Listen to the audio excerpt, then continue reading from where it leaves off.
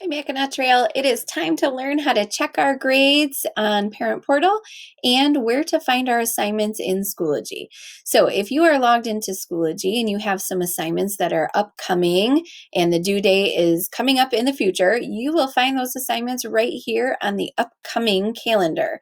There will be a list of assignments that are due in this column here, and you can click the title of those assignments to go right to them in order to complete them and submit them to your teacher.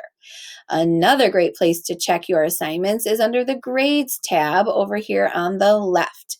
Now, remember, your official and final grades are always listed in Parent Portal, but this is a great spot to find your assignments instead of going through the folders in case you need to find something quickly. So click on Grades, and inside there, you will see any assignments that your teacher has posted for you.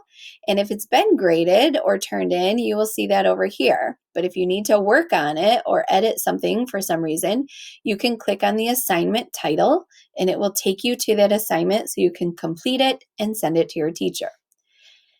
Now, if you want to check your official and final grades, always check Parent Portal. It's connected to the Teachers Power School gradebook, and we go to cadillacschools.org.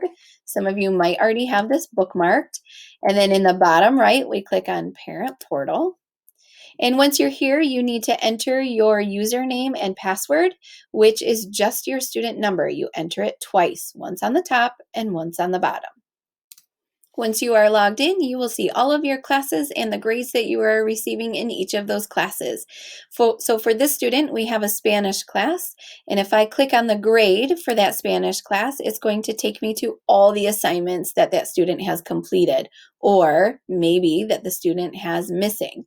So it will tell you the date, the type of assignment that it was, the name of the assignment, the score, and the percentage and the letter grade that the student has received. In the flags column, that's where you really need to look to see if you have a missing assignment.